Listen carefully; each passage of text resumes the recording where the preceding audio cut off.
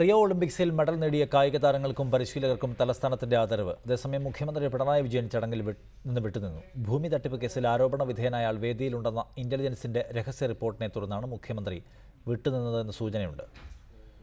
Olympics ജേതാക്കളായ PV. സിന്ധുവിനും സാക്ഷി മാലിക്കിനും പരിശീലകർക്കും സ്വീകരണം നൽകുന്നതിനായുള്ള തീരുമാനം നേരത്തെ എടുത്തിരുന്നതാണ്. പി.വി. സിന്ധുവിന് 50 ലക്ഷം, സാക്ഷി മാലിക്കിന് 25 ലക്ഷം, പുല്ലേല ഗോപിചന്ദിന് 10 ലക്ഷം, മന്ദീപിന് 5 ലക്ഷം രൂപയുമാണ് ക്യാഷ് അവാർഡ് പ്രഖ്യാപിച്ചിരുന്നത്. മുഖ്യമന്ത്രി പിണറായി വിജയനാണ് ക്യാഷ് അവാർഡ് വിതരണം ചെയ്യാനിരുന്നത്.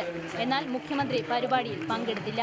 2014 ഒരു ഭൂമി തട്ടിപ്പ് കേസിൽ ആരോപണ വിധേയനായ ആൾ വേദിയിലുണ്ടെന്ന പോലീസിന്റെ രഹസ്യാന്വേഷണ റിപ്പോർട്ടിനെ തുടർന്ന് വിട്ടുനിന്നു എന്നാണ് സൂചന. അതേസമയം കോട്ടൺ ഹില്ലിൽ ഒരുക്കിയ ചടങ്ങിൽ സിന്ധുവിനും സാക്ഷി മാലിക്കിനും പരിശീലകർക്കും വൻ വരവേൽപ്പാണ് നൽകിയത്. Sports council president T P. Dasan cash award വിതരണം ചെയ്തു. കേരളം നൽകിയ ആദരവിന് സിന്ധുവും സാക്ഷിയും പരിശീലകരും നന്ദി അറിയിച്ചു. I would like to thank the Kerala government who's been really very supportive and one thing I think Kerala has a very good talent in sports as well as studies. It's just that they're really doing well and I would wish them all the very best. Thanks Mukad Group.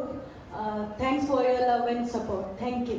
സിന്ധുവിനും സാക്ഷിക്കുമൊപ്പം selfie എടുക്കാൻ വിദ്യാർത്ഥികളുടെ ഉന്തും തള്ളുമായിരുന്നു. വിദ്യാർത്ഥികൾക്ക് autograph നൽകി selfie എടുത്തതിനു ശേഷമാണ് ഇവർ മടങ്ങിയത്. Reporter, Thiruvananthapuram.